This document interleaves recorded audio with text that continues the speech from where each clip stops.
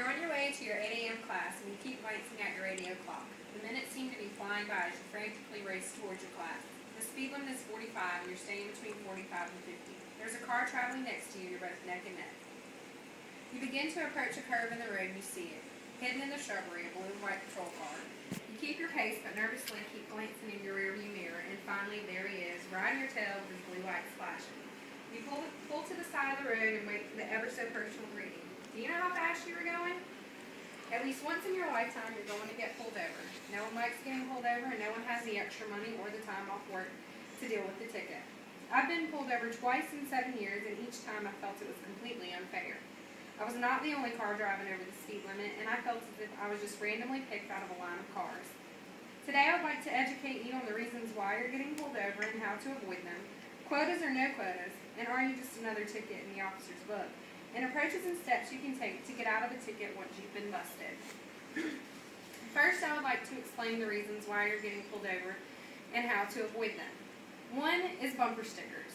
Whether it's your favorite band or your opinion, be prepared for the consequences your bumper's honesty can bring. Take the Mardi Gras beads down.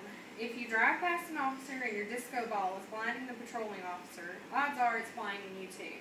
Officers see rearview mirror decorations as objects that obstruct the driver's ability to see. Personalized tags. Believe it or not, it's common nowadays that drug dealers use personalized license plates to identify themselves to their clientele. Regardless if your tag says "Too Cool" or "Go USA," the fact that it's not consistent with other car tags identifies you as different. Those who do not conform, as we all know, are subject to penalty.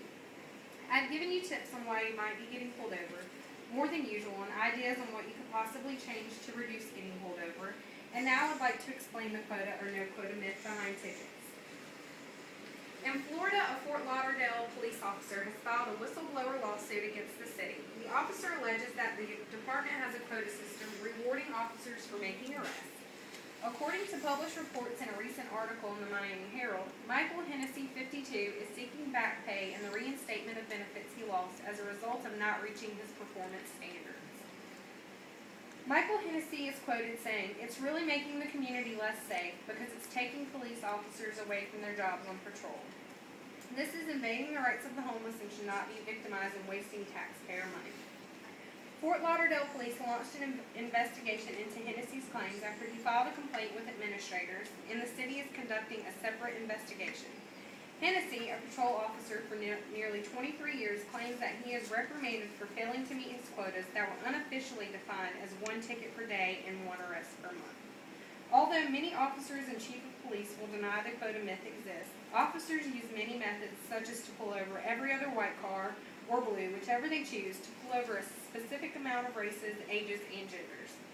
Now that I have given you concrete evidence that there's a quota and it's apparent there's nothing you can do about it, if you're in the wrong place at the wrong time, I would now like to inform you on tips and ways to get out of the ticket. Have a good attitude. Fighting with a police officer never increases your chances of leniency. Be very polite and do exactly what the nice cop with the big gun says. Save your merciful pleas until after the basics are finished. Get ready to plead your case. Once you've gone over some basics with the officer and developed a temporary rapport, ask for mercy. Make it sincere and let the officer know that it's a big deal to you. Resist all urges to fight and get angry and simply beg as much as your dignity will allow. Have a good excuse. My boss kept me at work and now I'm late to get my kids. I have ice cream in the back, which typically works for the elderly.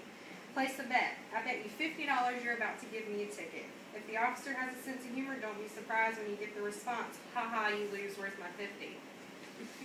I left the stove on," or "Everybody poops." Just let the officer know that you've really got to go. Leave the scene as a non-memorable, nice person. If the officer didn't let you go on the scene, then you want him to never remember you. Your next steps are in a more legal setting, and the less the officer remembers you, the better. Usually, officers only remember you if they want to remember to show you no mercy. After all that, and you still get a ticket? If all else fails and you still get the ticket, there's still hope. First, politely ask the officer if you may meet with him to discuss your violation. If he accepts, offer him a motivating story to let you off the hook. Next, delay.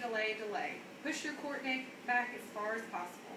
The further you are in the officer's memory, the less likely he's going to be confident to fight against you. Thirdly, ask for alternative punishment. Driving school is a good way to keep a ticket off your record and insurance and can be often decided by county court clerks. Always plead not guilty. Prepare yourself mentally with concrete facts to support your plea. The worst that could happen is that you're found guilty in the long run. Lastly, thank the prosecutor and officer for their kindness and cooperation during the events. It'll help you out next time. In conclusion, I would like to remind you that my purpose today was to inform you on how to avoid getting speeding tickets and getting out of them. Today I talked about reasons you may be getting pulled over, quotas you cannot prevail against, and ways to get out of your ticket once you've been issued one. As I stated earlier, I have been pulled over and each time got out of the tickets that were issued to me. Remember, we're all humans. The violator and the officer offers a peace of mind when trying to get out of a speeding ticket. More than likely, the officer has been there before, and with the right attitude, your odds of escaping are higher than you might imagine. I would like to end with a statement made from Stuart Rutledge, a law student from the University of Mississippi. This stuff isn't rocket science. You're just dealing with people and trying to get them to see things your way. You have very little to lose, and it's a fun way to get to participate in the very government under which you live. I encourage all of you to employ all these steps in a friendly, civil way. Forget everything you've learned about courtrooms, lawyers, and cops, and just go in there and be a human being. It's your right, and it can really be fun and exciting. Think of it as your own personal crusade, and if you push on, you will be amazed at how easy it is to find justice.